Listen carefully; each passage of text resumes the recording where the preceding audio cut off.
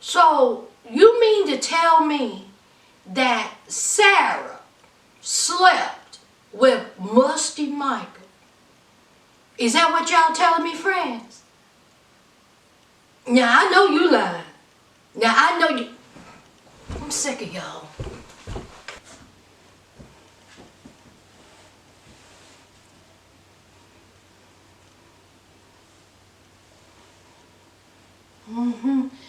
Y'all got me tripping up in here.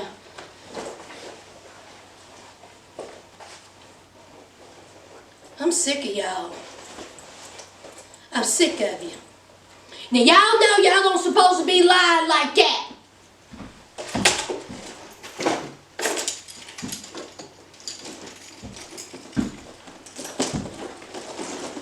Bye y'all.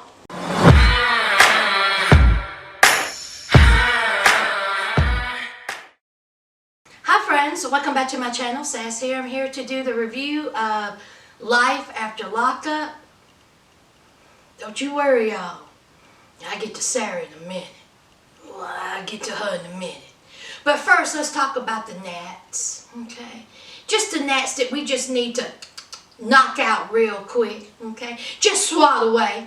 Let's talk about Not Quite Right Clint, child. As you know, crackhead Tracy done been gone, okay? 2 days. She took the car and the dog. But she called back saying she want her drugs. But Clint, of course, he flushed him down the toilet. So we have Clint, okay, going over to his mama's house, begging, all right? He was like, Mom, she's been gone for 2 days, Mom. I don't know what to do, Mom. And she was like, why you coming up in here? We done told you what to do. And you keep taking her back. Well, you know what? We tired of it. We tired of the tears. Why am I crying for my grown son? Because he chose to marry a crackhead after we told you not to do it. Now you over here begging, whining, crying, snot flying. Want our sympathy. Want my advice. You ain't getting it. Okay? I'm tired of enabling you. Because see, Clint said that Tracy needs to go to rehab. Okay? He don't know what to do. That's his goddess, y'all. Remember? That's his goddess. Okay? So he's confused. Alright? She out there in the world getting high. Only thing she worried about is the crack.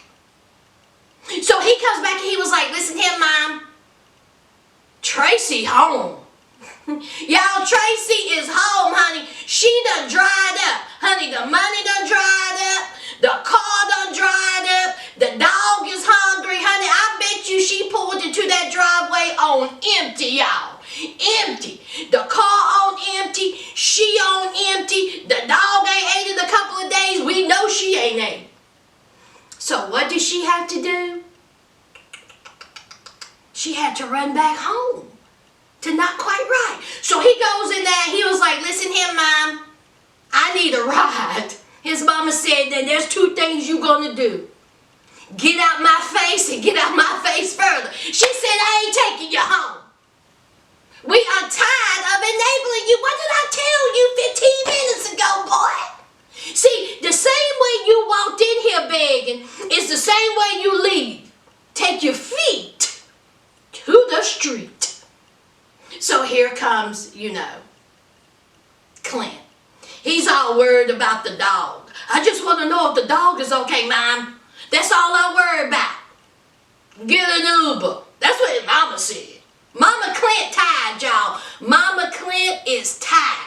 So we have Clint. He done got him an Uber. He goes home and honey, crackhead Tracy done locked every door, every window. She done sealed it. She said you ain't going up in here. Now see, I told you a couple of days ago to meet my friend so I could get high with them drugs that I hid from you.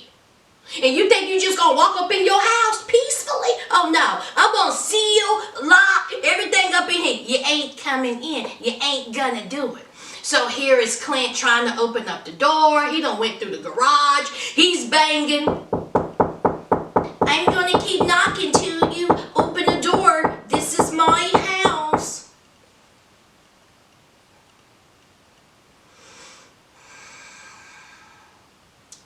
That's Clint and Tracy. All right, let's knock out another quick one. Let's talk about the Virginians, child. We have Shane and Lacey's dad out there, fixing this trampoline. Okay, we have Lacey with her tits out, FaceTiming with John. John said he working hard, child. He done broke out into a sweat. And Lacey said, oh my God, take off your shirt. And he was like, oh, okay. So he took off his shirt, and honey, he was like this. You like that? You like that? She was like, oh, yes.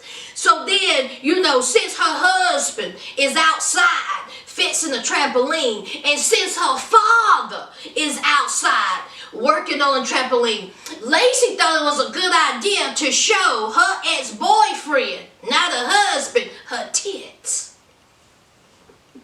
Honey, Lacey was like, you like that, baby? You like that? And he was like, you sexy, you sexy. That whole scene was awkward and made me uncomfortable. Lacey, you have children. Your husband and father is 2 steps away, even though Shane cheated on you, child. You got your 44 Qs. Showing your ex-boyfriend. And John said, listen here, your tits is all nice and all, but when you get Shane up out that house, he got to go. He a clown. He's no good for you. Get him out. And so, here's Lacey.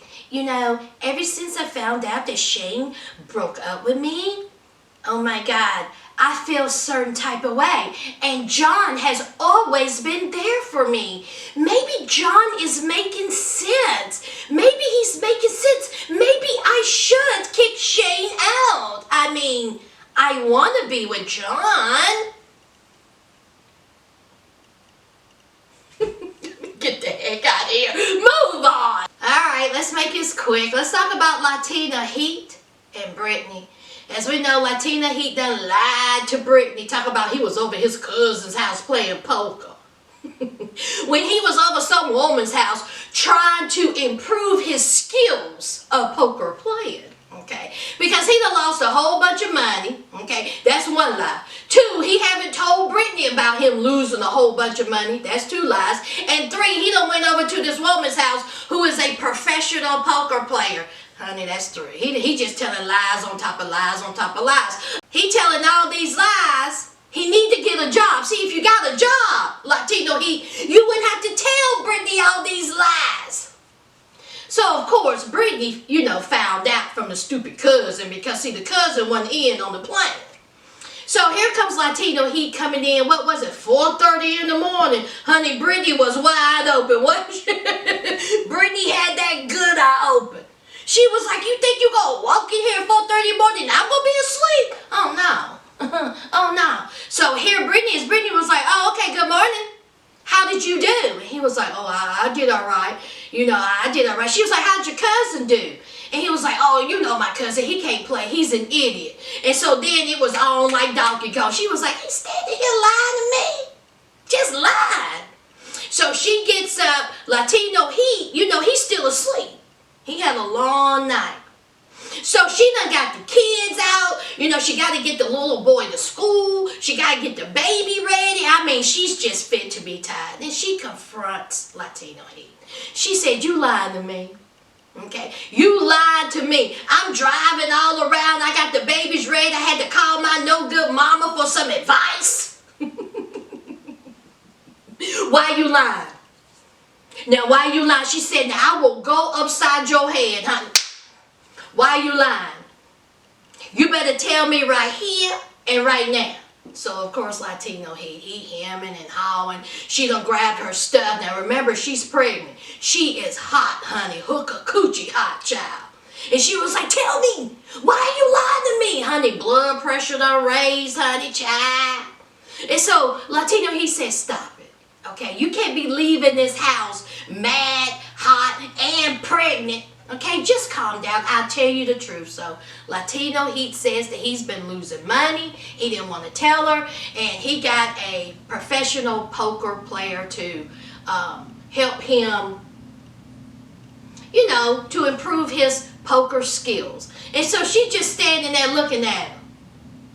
She's sitting there, listen, I've been wronged a lot in my life. There has been men who have used and abused me. And he's standing here telling me this? No. So, of course, they're going back and forth. She's screaming. She was like, you're a liar, Latino. He was like, what you want to do? You want to put a tracker on me? You want to put a tracker on my watch? You want to put a tracker on me? What's wrong with you? He was like, don't you leave this house. Brittany said, I can show you better than I can tell you. Honey, Brittany booked. She got into that white Plymouth van. And she said, now listen, this is no big deal. This is no big argument. We know that Brittany and Latino Heat are made for each other. I don't see them breaking up anytime soon. She got a baby on her way. Latino Heat, he was not cheating. Okay, he wasn't cheating. He was trying to improve his poker skills. Okay, he need to be trying to fill out an application. Latino Heat need a job. Period. Point blank. Let's move on. Now let's talk about struggle folk, Angela and Tony. Now for some reason, Angela thought it was a good idea to take Tony to go find a tuxedo or suit for the upcoming beach wedding. And she thought it was a good idea to invite Tommy. You know Tommy, y'all. Her friend, the one that proposed. So Tommy's all for it. Tony is all for it. So, Tony comes out in this white suit with this bright yellow shirt. Tommy said, that's it. That's the one right there. That's it. Now, Tommy has said that if Tony hurts Angela, because he's going to cheat on her again. But when that happens, Tommy says that he has taken self-defense classes. That's what he said. And he said, I will hurt Tony. I don't want to have to, show my skills in the self-defense class. But I will karate chop him in his ankle. I will kick him in his ankle and run. That's what I do. Don't let this fool you. That's what Tommy said, y'all. Tommy said, don't let this fool you. I may look like who done it and what for, but I will tear your insides out. I'll take your heart out. That's what I do. Here comes Tommy, because he took self-defense classes. Tommy says, well, listen, I've been friends with Angela for a long time. You know that, right? And Tony was like, yeah, I know. And so Tommy says, now listen here. I care for that woman a lot. And I might as well tell you. I don't know if she told you, but I might as well tell you. I proposed to her. She said no and all, but I just wanted to tell you I proposed. Tony said, oh, you did? You proposed, so that means you must still have love for her. Tommy was like, I got love for her. Okay, now if you hurt her, I'm going to have to hurt you. Tony said, boy, if you don't get up out my face, oh man. He said, have you ever killed somebody? Have you ever killed somebody? And Tommy was like, well, no. And Tony said, now don't be making no threats then. You ain't took nobody's life. Don't make no threats. So, of course, Tony, he is fit to be tied. So he goes home, okay? Angela standing there with the biggest mug I have ever seen, okay? And he was like, is there anything you need to tell me? What do you need to tell me? And she was like, what are you talking about? I thought you went out there to get a suit. How's Tommy? He said, I'll tell you how he is. Did he propose to you? And so she was like, yes. Yes. And he was like, oh, so you weren't going to tell me? You run around here accusing me of doing things, you making all these rules, and you did not tell me that Tommy proposed to you when we were engaged? He said, that ain't right. He said, that's not right. And so Angela was like, if you don't pump your brakes, you got a good nerve. Okay? Don't be coming up in my single wide telling me about these rules. Okay? You got a nerve. You were with 2 prostitutes. Okay? And you trying to make rules on me? He was like, listen, I ain't even talking to them no more. But let me tell you something. I want you to stop talking to Tommy. I don't want you to text him no more. I don't want you to see him no more. No more communication. If you do, I'm leaving. And so Angela was like, boy, you got me all the way effed up. That ain't happening. Okay? Again, you were with two prostitutes. You can't be coming up here telling me what I can, what I can't be doing, who I can, who I can't see. Boy, I would kick you right dead in your job. It's not happening. So, of course, they're going back and forth and hin and han. Tommy. Everyone was kung fu fighting. Can you see Tommy and Tony fighting? Now let me get this right, friends. We have Tony and Tommy fighting over Angela.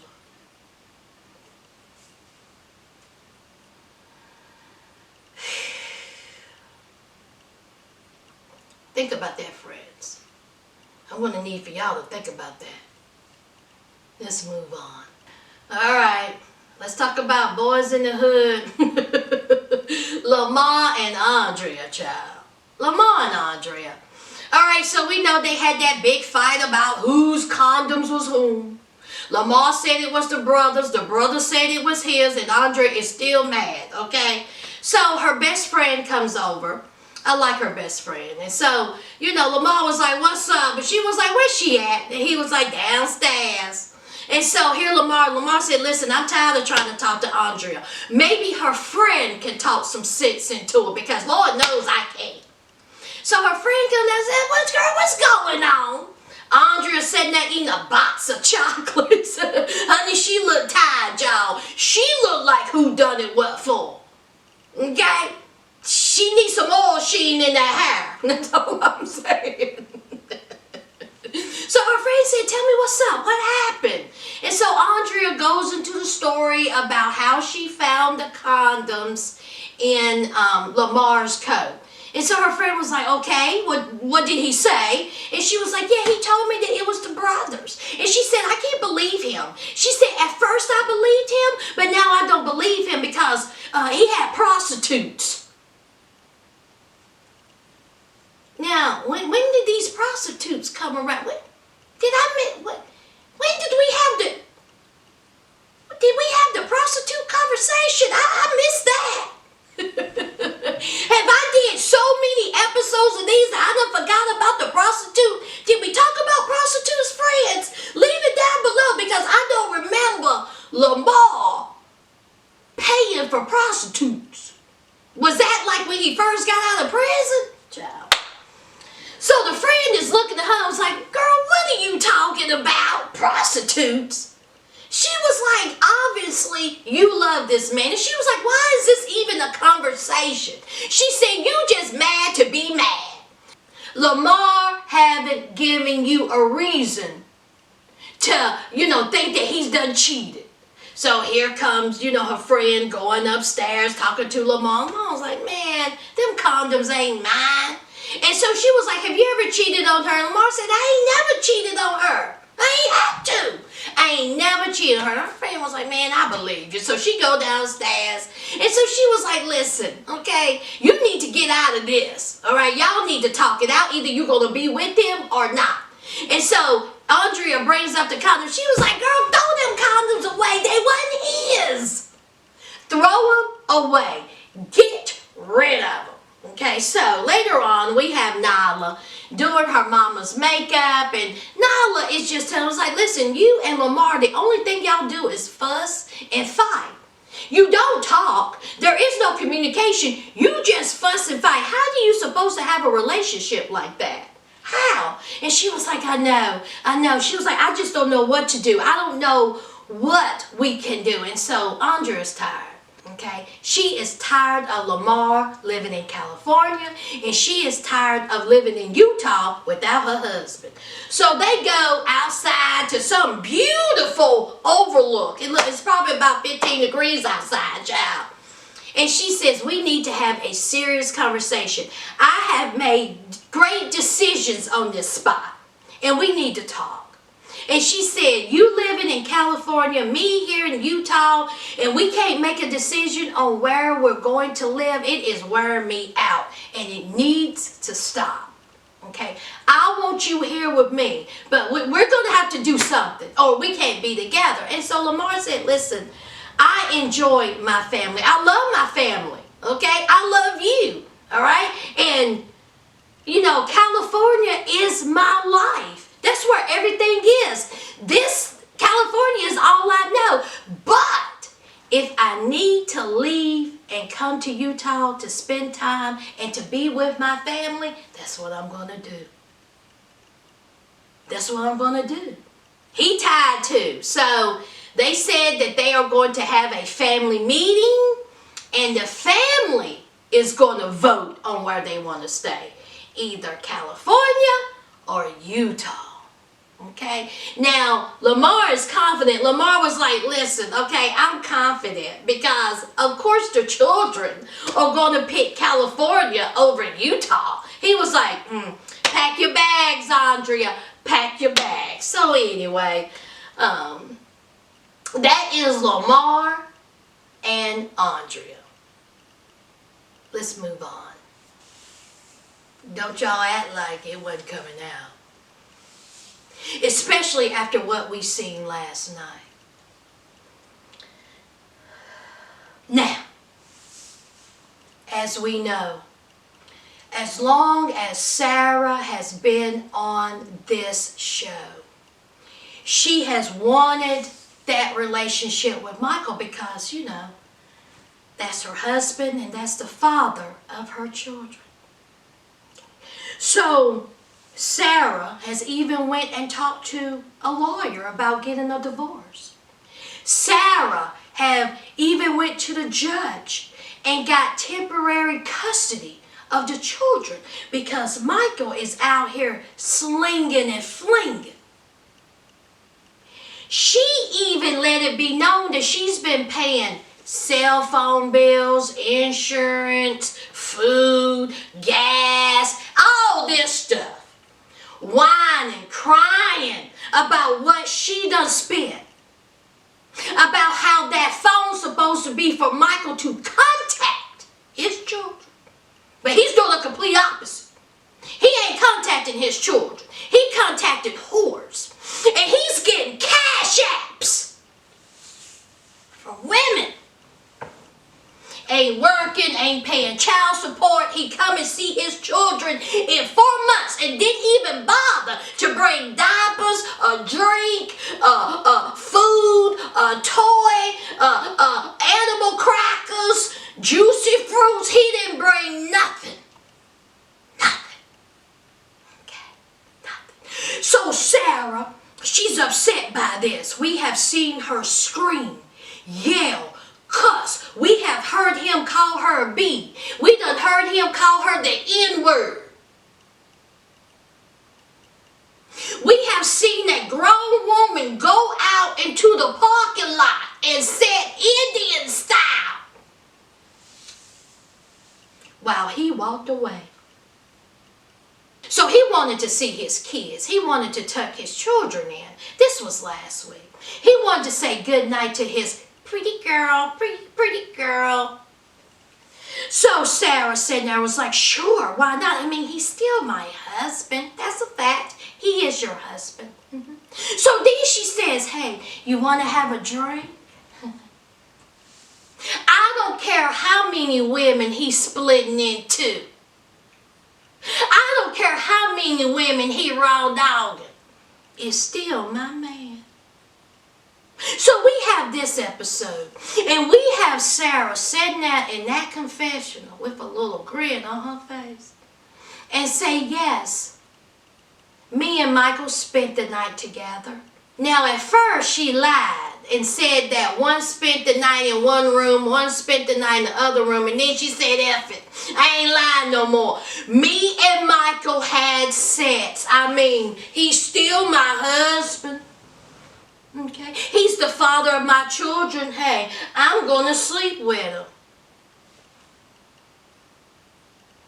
Now, y'all, I have said a whole lot of things about Michael. I done called this man ashy. I done called this man trash. I done called this man fool. But what Sarah has done, she has done topped Michael. Sarah, you are probably the most insecure, insufferable, tainted, pathetic, sad bitch that has ever been on reality TV. I don't want to hear nothing else about how he's a deadbeat. I don't want to hear nothing else about how he don't take care of his kids. I don't want to hear nothing else about him using you. Girl, you ain't nothing but trash.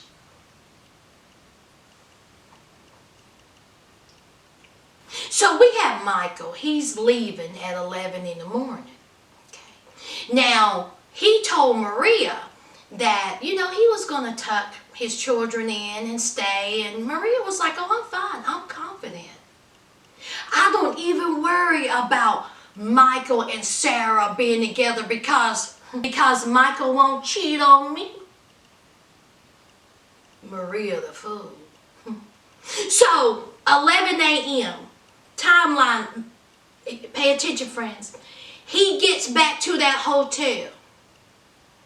And he starts, hey, baby, hey, boo-boo. She was like, where the F you been? And he was like, listen, okay, I lost track of time. It's all good. So, he starts kissing and clawing and hugging. And honey, I thought to myself, oh no. Because Michael didn't take a shower when he left Sarah's at 11 a.m. So he gets to the hotel and he kissing and slobbering and hugging all over Maria. Now we know his breath was stinking because Maria kept rubbing her nose. So he didn't brush not nan tooth. So he left Sarah's house musty with funky breath and dirty balls. We know this already. And here he is climbing in bed with Maria. And y'all know they had sex. Somebody needs to tattoo a biohazard sign above his penis. That's what somebody need to do.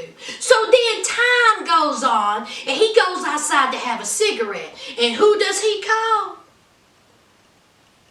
Megan. We ain't heard from her in a while. Okay. He was like, hey baby, how you? He says, listen, I still have love for Megan, but right now my girlfriend is Maria. But don't get it twisted. If something happens between me and Maria, Megan will be a backup. See, sometimes you always gotta have that backup. Megan said, where the F you been? I have been trying to call you, reach you for 3 weeks. Now see, this is another sad spectacle, friends. Instead of Megan using those 3 weeks to get a job, to find some, a boyfriend, to even go on some dates, she is beating her phone to call Michael, talk about she's been in the studio working on music. Just throw the whole studio away. In fact, burn it down. Of course, Michael telling lies once again. Okay. He said something come up. Okay. Something he had to do. Something came up. Get off of his back. So he goes back in. Time goes by. All right. And we have Sarah. Now, before Michael left, he said that he wanted to take his daughter to go get ice cream. So, of course, Sarah, Michael has never lied to her before. She believes it. But, of course, after he done, used her and, abused her and just treated her like some common whore, not a wife, a whore. He didn't call all day. He didn't even bother. Okay. So, Sarah gets in her car And she says, listen, okay, that's my husband. That's my husband. And he's supposed to take my daughter, even though it's nighttime, to get ice cream. Well, where your daughter at? I mean, if you wanted Michael to take your daughter to go get some vanilla ice cream, why didn't you bring your children? You went solo dolo. Where is your kids? Okay. So she jumps in her car going 85 to the hotel to have a sensible conversation with Michael about the children. That's what she did, y'all. So Michael, all right, he's in the bathroom. And let me tell y'all something, life after lockup produces, you ain't shit. Y'all think that we dumb. Y'all think that we ain't got our heads together. Y'all think that we all sitting around smoking crack. We ain't dumb. Okay, you got Michael up in that bathroom making us think, perpetrating that he done took a shower. And did y'all notice how they had him squirt out that lotion? Y'all better get out of here. Get out of here. He nasty. He stay nasty. Okay, you will not convince me that man washed his tail. And if he did, he left Sarah's at 11 a.m. He crawled in the bed with Maria. They banged. He had all day. He had 2 specimens on him. 2 DNAs, honey. You nasty. I hope you get the coronavirus.